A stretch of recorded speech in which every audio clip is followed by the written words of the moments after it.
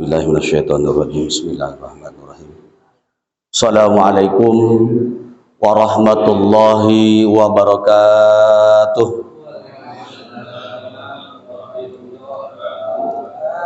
Alhamdulillahilladzi hadana lihada wa ma kunna linahtadiya laula an hadanallah. Wassalatu wassalamu ala Rasulillah wa ala alihi wa sahbihi al-faizina biridallah. Amma ba'du, qala Allah ta'ala fil Qur'anil Karim, a'udzu billahi minasyaitonir rajim. Bismillahirrahmanirrahim. Qad aflahal mu'minun alladzina hum fi salatihim khashi'un. Al-ayah wallahu a'lamu bimuradih wa i'rabih. Wa qala an-nabiy sallallahu alaihi wasallam, talabul ilmi faridatun ala kulli muslimin wa muslimatin. Al-hadis. Qala aidan, man salaka yaltamisu fihi ilman sahalallahu tariqan ila tariqil jannah. Al-hadis. Yang saya hormati DKM Musholah Al-Muhajirin, yang mudah-mudahan Allah tambah-tambah kemuliaannya. Yang saya hormati para asatid wal asatidah wal haji wal hajjah, para sesepuh dan seluruh jamaah, wabil khusus untuk tokoh masyarakat di perumahan yaitu BWI, yang mudah-mudahan Allah tambah-tambah kemuliaannya. Terlebih dahulu marilah kita bersama-sama memanjatkan puji dan syukur kepada Allah Subhanahu wa taala, yang mana Allah Subhanahu wa taala di malam hari ini masih memberikan nikmat iman, nikmat Islam, nikmat sehat wal afiat, yang disertai dengan nikmat panjang umur. Kita jadikan nikmat-nikmat yang telah Allah berikan ini untuk bekal ibadah kepada Allah Subhanahu wa taala. Salawat dan salam semoga terlimpah curah ke haribaan Nabi kita, yaitu Nabi Muhammad sallallahu alaihi wasallam.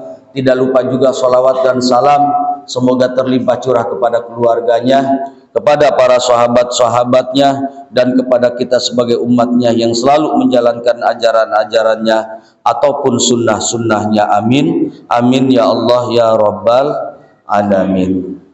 Jamaah sekalian rahimakumullah, alhamdulillah dengan izin Allah sehingga kita bisa dipertemukan kembali, kita bisa silaturahim dalam rangka yaitu menunaikan perintah Allah dan Rasulnya, yaitu mengaji atau taklim atau belajar. Ya, mudah-mudahan langkah kita mendapatkan keberkahan dari Allah Subhanahu wa taala. Amin. Amin ya Allah ya Rabbal Alamin. Yang penting intinya di dalam beribadah yaitu adalah ikhlas. Apapun itu ibadahnya, kita harus dibarengi dengan ikhlas. Tanpa dilandasi dengan ikhlas, nanti tidak akan jadi apa-apa. Ya, di dalam beribadah apapun kita harus dibarengi dengan ikhlas. Nawaitu tolabal ilmi li izalatil jahli lillahi ta'ala. Ya, niat aku mencari ilmu atau mengaji li izalatil jahli, karena ingin menghilangkan kebodohan ya dari diriku karena Allah Ta'ala. Kemudian ada lagi, nawaitu tolabal ilmi li ibqa'i dinil Islam. Ya, aku niatkan mencari ilmu li ibqa'i dinil Islam, untuk mendapatkan ketetapan iman dan Islam. Ya, li ibqa'i dinil Islam. Ya, ingin mendapatkan ketetapan iman dan Islam. Ya, lillahi ta'ala, karena Allah Ta'ala. Nawaitu tolabal ilmi li ihya'i dinil Islam. Ya, niatkan di dalam tolabul ilmi yaitu untuk apa? Li ihya'i dinil Islam, menghidupkan agama Islam. Ya, karena tanpa pengajian musholah akan sepi. Ya, makanya hidup. Ya, kalau sering-sering mengaji. Ya, li ihya'i dinil Islam. Supaya apa? Supaya ilmu yang ada di dalam Islam itu kita serap, ya, itu kita tampung di dalam diri kita. Untuk apa? Untuk bekal ibadah, ya. Karena dengan ibadah itu harus ada ilmunya, ya. Contoh, bapak sholat, kalau tidak bisa usoli, percuma sholatnya, Ya, makanya harus dicari ya ilmu sholat itu dengan mengaji. Ya, Bapak sholat tapi tidak bisa baca Fatihah, percuma. Ya, makanya harus ngaji. Supaya apa? Supaya kita bisa membaca Fatihah. Semua praktek di dalam sholat ilmunya harus kita cari. Ya, itulah kegunaan dan manfaatnya mengaji. Makanya di situ nanti ada ya, itu babnya, bab wudhu, bab bersuci, ya, bab sholat, bab zakat, bab puasa, macam-macam banyak, ya, itu babnya. Itu dalam segi ilmu fikih. Untuk apa? Untuk praktek beribadah, ya. Ada lagi untuk apa? Untuk ketauhidan kita, untuk menguatkan keimanan kita, ilmu tauhid, ya, ilmu tauhid. Ya, ilmu tauhid harus lebih lagi karena saking wajibnya kita mencari ilmu tauhid. Untuk apa? Untuk meneguhkan keimanan kita. Contoh, ya, Bapak sholat, ya, Bapak sholat, ternyata Bapak nggak tahu siapa Allah itu, nggak sah sholatnya. Kenapa? Tauhidnya kurang. Ya, ngerti nggak? Paham nggak? Ya, berarti kita harus mengenal dulu Allah. Kita harus mengenal dulu Allah. Ya, wujud, kidam, bako. Ya, tuh ilmu-ilmu tauhid kita gali supaya kita tahu ya tentang Allah dan kita tahu tentang sifat-sifatnya Allah. Jangan sampai kita beribadah tapi tidak tahu sifatnya Allah. Ya, kita tidak tahu Allah, tidak mengenal kepada Allah. Ya, lebih dalam lagi kalau ilmu tauhid. Ya, gitu. Kenapa? Karena ilmu tauhid meneguhkan keimanan kita. Jangan sampai kita terpeleset dengan akidah ya yang goyah, dengan akidah yang tidak ya sebanding dengan keimanan kita. Makanya imannya harus diteguhkan, tauhidnya harus ada. Ya, untuk apa? Mengenal Allah, mengenal malaikat Allah, mengenal nabi-nabi Allah, ya, dan seluruh ya yang diciptakan oleh Allah Subhanahu wa taala. Supaya apa? Supaya kita kuat keimanan kita kepada Allah Subhanahu wa taala. Jangan sampai ada keraguan-raguan. Bapak ibadah sementara tidak mengenal kepada Allah. Makanya harus mengenal dulu kepada Allah. Ya, gitu. Cara mengenalnya mengetahui sifat-sifatnya Allah. Gitu. Ustaz, kita ketemu nggak nanti di alam akhirat?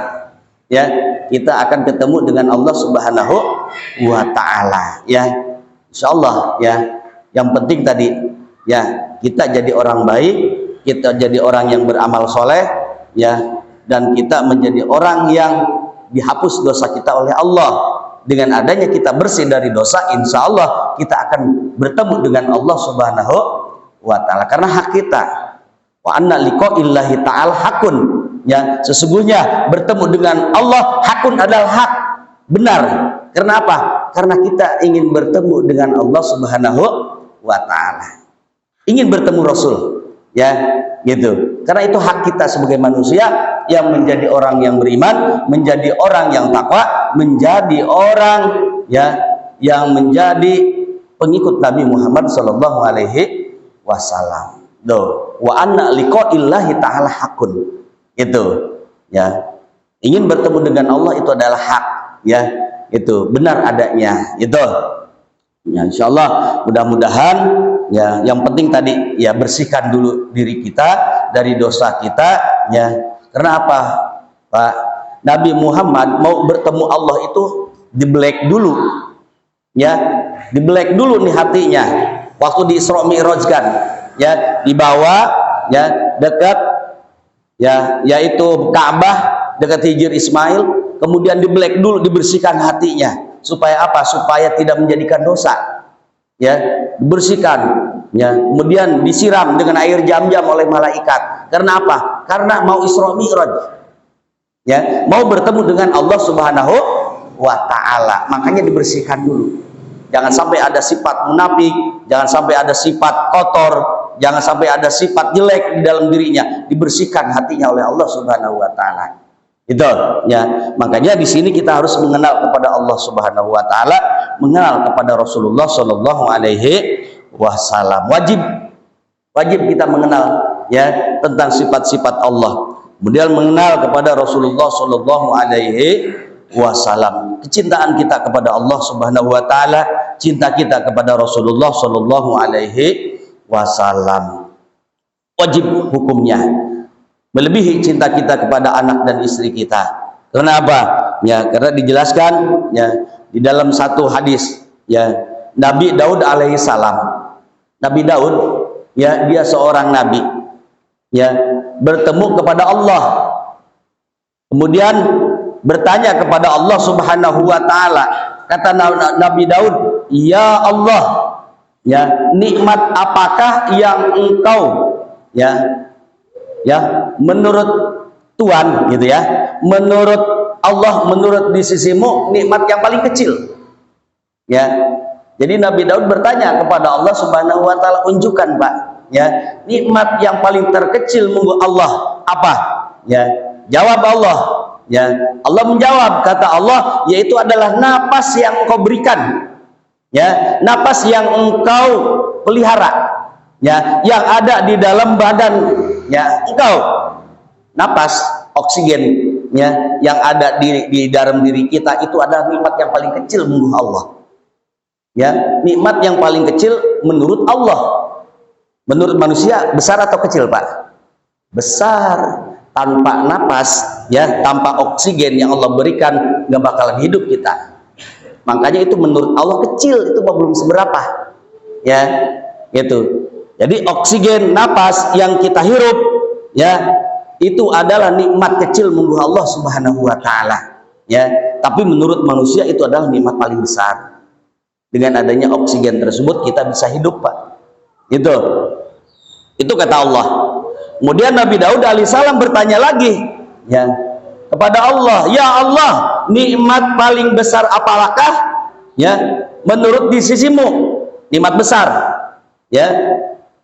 Allah menjawab, kata Allah, nikmat yang paling besar ya di sisiku adalah diciptakannya Nabi Muhammad Shallallahu Alaihi Wasallam. Kok diciptakan Nabi Muhammad adalah nikmat paling besar? Karena apa? Karena Nabi Muhammad sebelum diciptakan itu sudah terpampang namanya di surganya Allah Subhanahu wa taala. Sampai-sampai Nabi Adam alaihissalam waktu di surga, siapa ya yang terpampang di dalam surga itu nama Muhammad? Siapa? Belum ada, Pak, belum lahir. Ya, waktu di dalam surganya Allah Subhanahu wa taala, tapi sudah terpampang ya di pintu surga nama Muhammad. Nurnya Muhammad, ada cahaya. Itu ya. Itu adalah nikmat yang paling besar menurut Allah Subhanahu wa taala. Kemudian ya, Nabi Muhammad Shallallahu alaihi wasallam bahkan ada di dalam hadis qudsinya, kata Allah, laulaka lama khalaqtul aflaq. Laulaka, jika tidak ada engkau ya Muhammad, laulaka, jika tidak ada engkau ya Muhammad, lama khalaqtul aflaq, maka akan ya tidak akan aku ciptakan alam semesta ini. Ya, dunia tidak akan ada kalau tidak diciptakan Nur Muhammad. Tuh, berarti kalau begitu adanya dunia dikarenakan ada nama Nabi Muhammad. Walaupun Nabi Muhammad belum dilahirkan. Karena apa? Karena ini cikal bakal menjadi Nabi akhir zaman.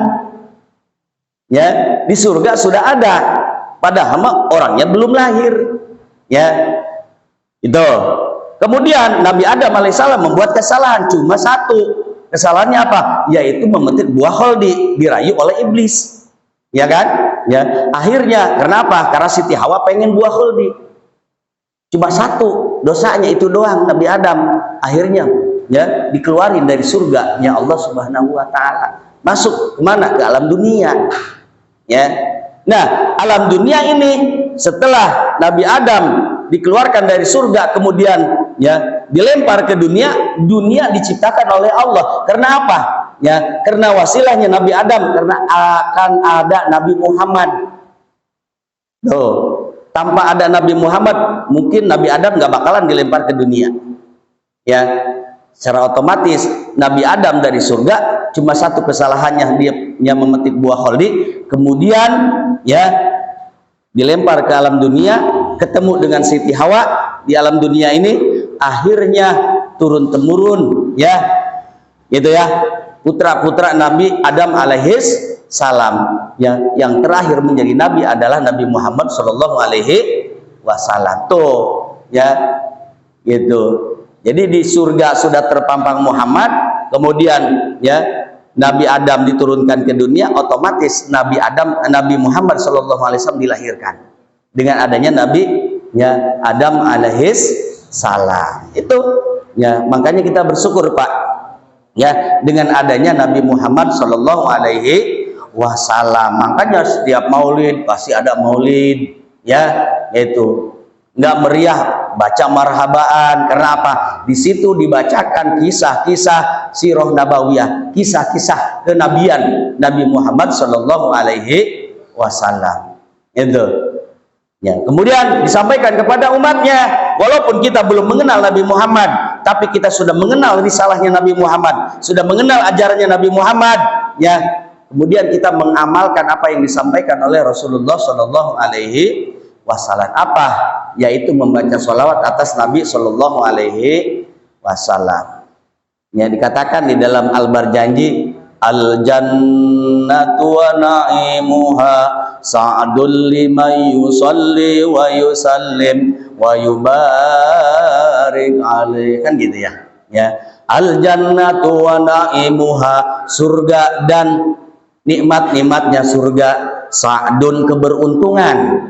Ya, keberuntungan untuk siapa? Lima yusolli, bagi orang yang membaca sholawat ya, wa yusallim, dan membaca salam ya kepada Nabi, wa yubarik alaih ya, dan memberikan keberkahan Allah kepada Nabi Muhammad sallallahu alaihi wasallam. Tuh ya, insya Allah orang yang selalu membaca sholawat atas Nabi akan masuk ke dalam surganya Allah Subhanahu wa ta'ala. Perbanyak membaca sholawat Pak ya, yaitu 1000 balik Allahumma sholli ala sayyidina Muhammad wa ala ali sayyidina Muhammad. Yang menjadi pertanyaan, kuat nggak 1000? Nggak kuat Pak Ustaz ya, itu 500 ya, itu 500 balik. Pak Ustaz berat juga karena suka ngantuk ya, nggak apa-apa 100 ya, nggak apa-apa nurun juga gitu kan ya. Pak Ustaz nggak kuat 100 ya, 50 lah ya. Kalau tidak kuat 50 ya berarti 10. Allahumma sholli ala sayyidina Muhammad wa ala ali sayyidina Muhammad ya. Pak, kalau sering dawam ya, terbiasa banyak Pak, dikaliin aja ya, 1 malam 10 balik. Kalau 30 hari berarti berapa ya? 10 kali 30 300 ya, itu 1 bulan dikali 12 bulan, banyak Pak ya. Tuh, membaca sholawat atas Nabi 1 tahun beres ya. Tahun yang keduanya baca lagi ya, sampai akhir hayat kita membaca ya, nah, sholawat kepada Nabi sallallahu alaihi wasallam. Tuh ya, insya Allah akan mendapatkan syafaat dari Rasulullah sallallahu alaihi wasallam. Makanya banyak orang walaupun bukan waktunya ya peringatan maulid, ada yang marhaba ya, ada yang gunting rambut marhaba, kemudian ada yang dibacain Al-Barjanji walaupun ya dalam acara syukuran. Kenapa? Karena ingin mengagungkan Nabi, karena ingin mendapatkan syafaat dari Rasulullah Shallallahu Alaihi Wasallam, walaupun bukan ya di bulan Rabiul Awal gitu. Nah ini jadi intinya kita tetap cinta kepada Rasulullah Shallallahu Alaihi Wasallam dengan memperbanyak yaitu membaca sholawat ya. Alhamdulillah saya udah hampir berapa ya, 6 bulan dawam, tidak ketinggalan. Cuman satu, suka ngantuk doang ya, dikodok pagi-paginya kalau ngantuk ya. Buat 500 1 malam tuh ya, dari jam 4 ya, yaitu sholawat sama istighfar ya. Dibiasakan, insya Allah terbiasa. Kalau tidak dibiasakan nanti tidak biasa jadinya. Makanya kita dawam ya, gitu, supaya terbiasa membaca sholawat, membaca istighfar ya. Lumayanlah ya, sehari 500 ya, atau semalam ya. Kalau malam nggak bisa, siangnya dikodok Pak ya. Dikodok itu kita menggantikan yang malam Ya, supaya apa? Supaya kita terbiasa ya, gitu. Apa membaca sholawat atas Nabi Shallallahu Alaihi Wasallam. Itu hanya pertambahan kecintaan kita kepada Rasulullah Shallallahu Alaihi Wasallam. Kita kembali ke materi. Kita masih yaitu menerangkan atau menjelaskan tentang apa? Zakat ya. Zakat. Kemarin sudah dijelaskan tentang zakat ya. Beberapa zakat yang belum dijelaskan itu zakat fitri ya. Wa zakatul fitri tajibu bi idraki juz'in min Ramadan. Utawi zakat fitrah tajibu iku wajib ya zakat fitrah bi idraki juz'in min Ramadan ya. Kalawan tinemune juz' min Ramadan saking bulan Ramadan. Wa juz'i min Sawalin lan juz' saking bulan Sawal ala kulli muslimin alaihi ing atase saban-saban wong kang muslim alaihi iku tetep ing atase wong kang muslim wa ala man alaihi lan ing atase wong alaihi ing atase wong kemudian nafaqatuhum utawi nafaqahe wong kabeh ya. Orang Jawa pasti ngerti ya karena bahasa Jawa karena terbiasa ya gitu. Kita di pesantren itu logatnya seperti itu, cuman agak kasar kalau Jawanya Jawa Banten. Wa zakatul fitri, adapun masalah zakat fitri tajibu bi idraki juz'in min Ramadan, hukumnya wajib ya. Biasanya di bulan Ramadan ya, apabila kita bertemu dengan juz dari bulan Ramadan. Juz itu apa? Di hari bulan Ramadan. Makanya suka ada baru juga 1 minggu Ramadan sudah mengeluarkan zakat. Monggo silahkan ya. Jangan dilarang ya. Mungkin dikarenakan mau mudik takut nggak sempat nantinya jadi kebablasan, lebih baik dia memberikan zakat di awal ya. Ada yang seperti itu ya. Jangan dilarang karena yang penting tadi ya di bulan Ramadan itu biidroki juz'in min Ramadan, dikarenakan bertemunya juz itu hari ya. Hari itu berarti mulai tanggal 1 sampai tanggal 30 ya di bulan Ramadan.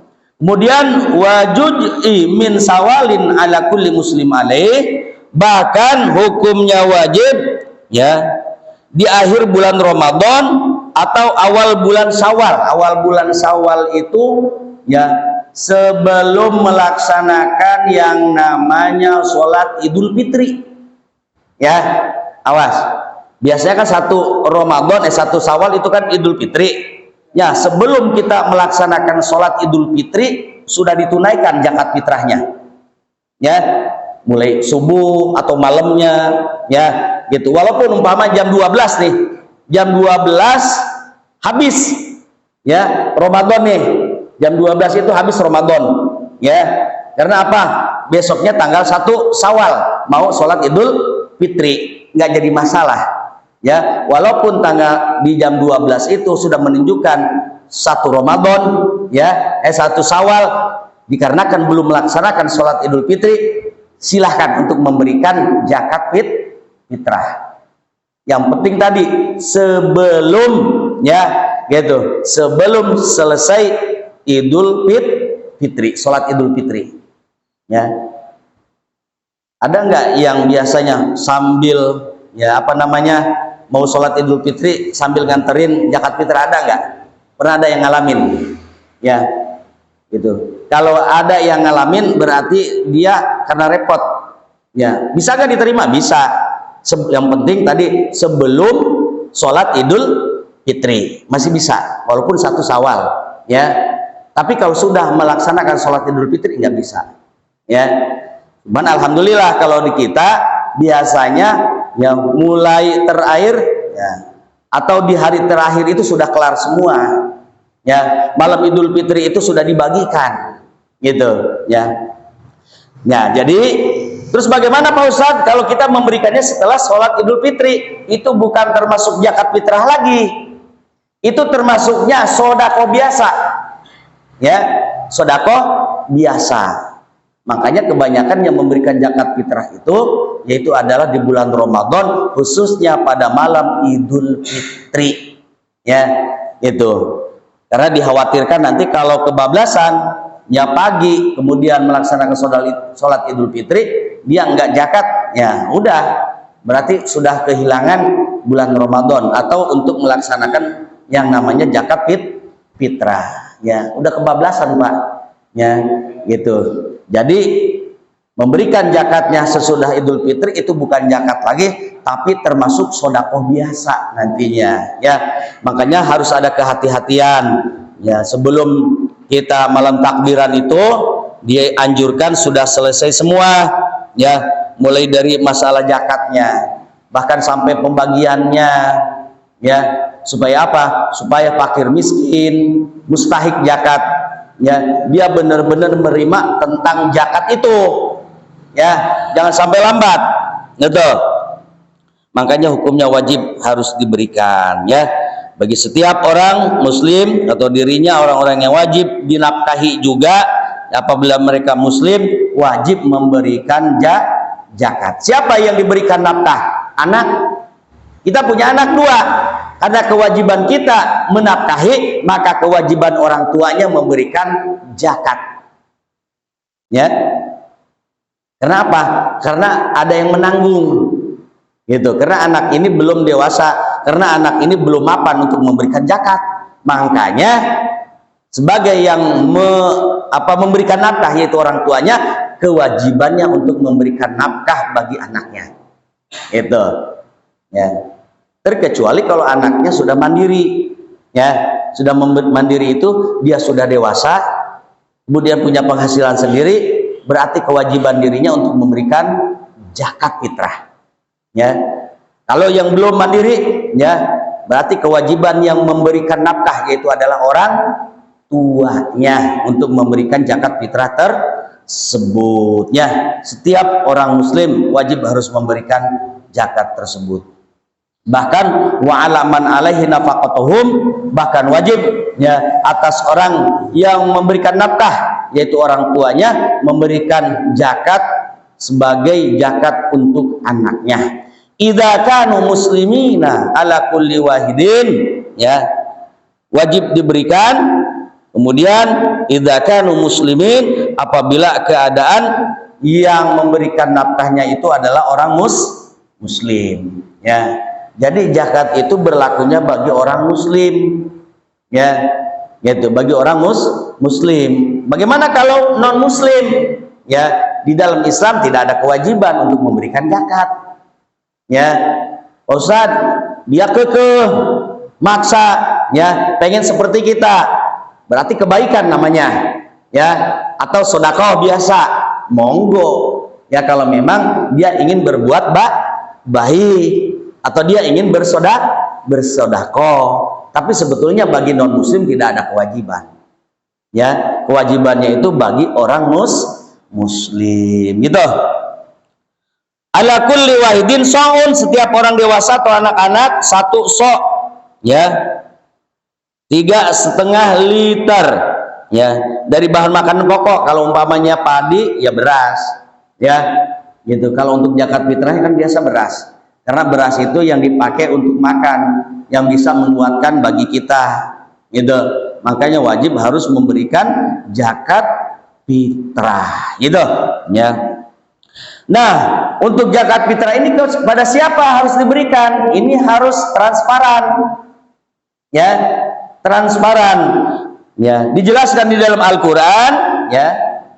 Di dalam Al-Quran dijelaskan, a'udzubillahi minasyaitonirrajim, bismillahirrahmanirrahim, innamas shadaqatu lil fuqara'i wal masakini, ya, wal amilina 'alaiha wal mu'allafatu qulubuhum wa fir riqabi wal gharimin wa fi sabilillah wa ibnis sabili, ya, fariidatun minallah wallahu alimun hakim.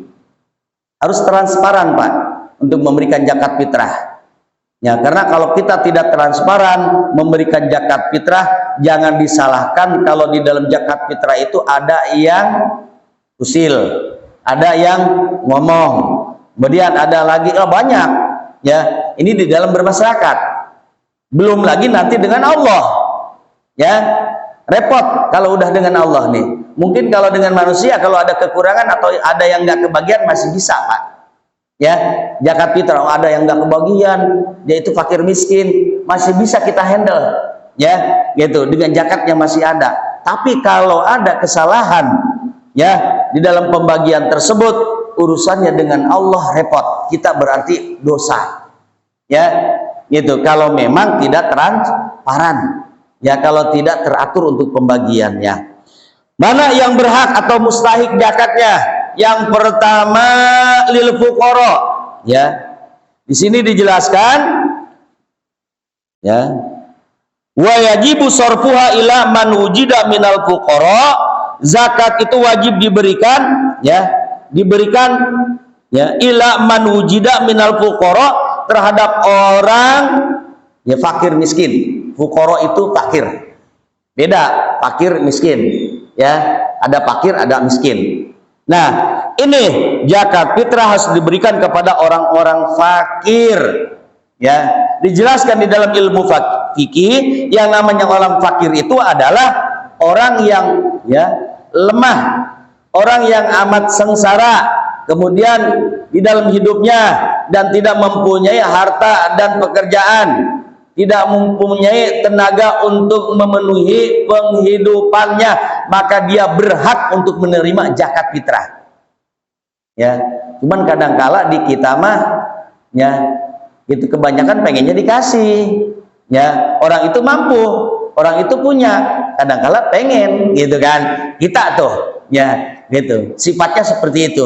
Padahal sebetulnya zakat itu adalah khususnya bagi fakir, ya.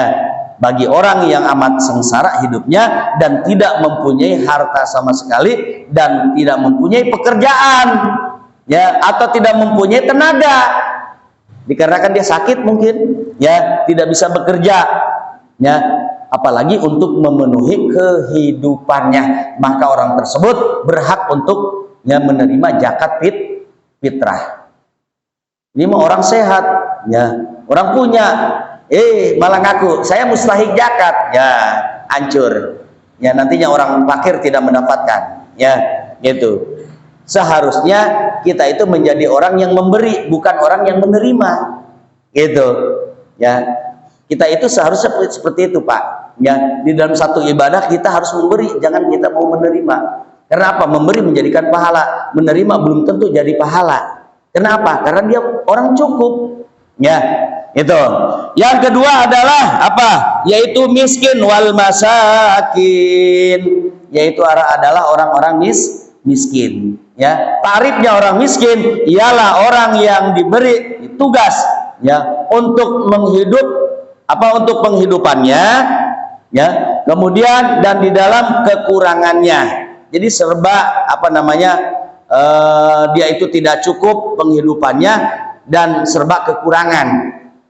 Ini namanya orang miskin, ya. Kalau tadi makan orang yang amat sengsara hidupnya dan tidak mempunyai harta, kemudian tidak mempunyai tenaga, ya, untuk memenuhi penghidupannya, itu fakir. Kalau miskin orang yang tidak, ya, cukup penghidupannya dan di dalam kekurangannya. Jadi banyak kekurangan, bahkan sampai tidak cukup untuk dirinya. Itu namanya miskin. Berikan dia zakat, ya, salurkan zakatnya. Kemudian yang ketiganya wal amilina, yaitu adalah amil. Awas, ya. Amil di dalam ada amil jenazah, ada amil zakat, ya. Gitu. Ini jangan disamakan antara amil zakat dengan amil jenazah. Kalau amil jenazah itu adalah orang yang mengurusi jenazah, ya. Kalau amil zakat itu adalah orang yang mengurusi zakat, ya. Tapi Pak Ustadz, dia orangnya sama, orang nggak punya juga, ya. Tapi jangan dimasukkan ke amil, ya. Berarti dia termasuknya orang miskin, ya. Kalau memang mau memberikan zakat. Amil itu adalah orang yang mengurusi zakat, namanya amil zakat, gitu, ya. Kalau amil jenazah itu adalah orang yang mengurusi jenazah pertikahan, itu amil, ya, jenazah, gitu. Amil itu adalah orang yang mengerjakan, ya, gitu. Itu amil namanya. Ya, makanya ada amil zakat, ada amil janajah. Gitu. Tapi kalau amil janajah orang yang nggak punya, ya berarti maksudnya ke orang miskin atau kepada orang fakir, gitu ya. Kemudian yang keempatnya adalah mu'alaf, wal mu'allafatu qulubuhum, ya, orang, ya, yaitu adalah orang kafir yang ada harapan masuk Islam, ya. Dia selalu bercerita, ya, itu pengen masuk Islam, gimana caranya, ada harapan, ya. Ternyata kemudian dia masuk ke dalam yang namanya Muslim, ya. Alhamdulillah saya sudah memasukkan orang yang non muslim masuk muslim sekitar 4 orang, di KUA 3, di rumah 1, ya, gitu. Kenapa? Karena tidak ada keterpaksaan, ya, karena dia bergaul dengan orang muslim, kemudian dia mempelajari tentang Islam, ternyata, ya, hatinya ingin memeluk ke dalam agama Islam, ya. Sunat dulu kalau belum disunat, ya, baca 2 kalimat syahadat, disuruh mandi, ya, gitu. Kemudian diajarkan tata cara untuk sholat, ya, itu, ya, harus.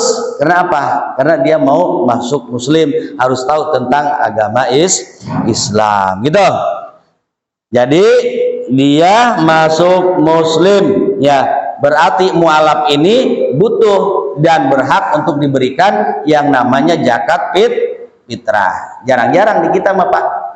Dulu di Rengas Dengklok, ya, kalau di Rengas Dengklok itu setiap tahun itu sering datang ke rumah, ya. Kalau dulu mah kalau ada mu'alaf itu disebutnya adul, ya, padahal namanya bukan adul, ya, gitu. Dikarenakan dia mu'alaf, ya, jadi, ya, disebutnya adul, ya. Sering ada tuh yang ngasih, ya, itu beras, kadangkala uang. Kenapa? Karena untuk dia, kehidupan dia, kita bantu dengannya untuk kehidupannya, gitu. Tapi setelah dia sukses, nggak ada lagi, malah dia memberi, ya, kepada yang membutuhkan, gitu, ya. Cuma hanya waktu masuk muslimnya saja, dikarenakan dia butuh untuk pengembangan tentang agama Islam, itu mu'alaf namanya. Kemudian yang berikutnya yaitu adalah wafir rikob, yaitu rikob ialah orang yang memerdekakan budak, ya. Kemudian mencukupi dan untuk melepaskan orang muslim yang ditawan, itu namanya rikob, ya. Karena dia butuh, ya, bantuan dari zakat tersebut. Kemudian yang berikutnya apa? Yaitu adalah ghorimin. Orang yang berhutang karena untuk kepentingan yang bukan maksiat, ya, untuk kebutuhannya, untuk pengembangan Islam, ternyata dia punya hutang, ya, dia butuh bantuan dengan zakat fitrah, berikan haknya, ya, namanya ghorimin. Orang yang mempunyai hutang untuk kepentingan agama, untuk kepentingan dirinya, bukan kepentingan maksiat. Kemudian yang ketujuhnya yaitu adalah sabilillah, wa fi sabilillah, ya. Sabilillah orang, ya, ialah apa namanya, orang Islam kemudian yang berjalan di jalan Allah, ya. Dia benar-benar membela agama Allah, memperjuangkan agama Allah, itu sabilillah, ya, gitu. Banyak, ya, di dalam sabilillah. Ya, kenapa? Karena dia tadi memperjuangkan agama-agama Allah. Orang yang berperang di dalam, ya, untuk membela agama Allah itu adalah sabilillah. Cuman kemarin ada yang tanya, Pak Ustadz, kalau guru gimana? Gitu kan? Guru ada Pak Ustadz, ya, gitu. Ustadz, tapi dia orang nggak punya Pak, ya, silakan, ya, mau termasuk kemana tuh?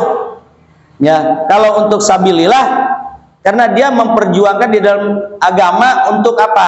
Ajaran Islamnya. Kalau memang mau sabilillah, ya berarti masukin ke sabilillah.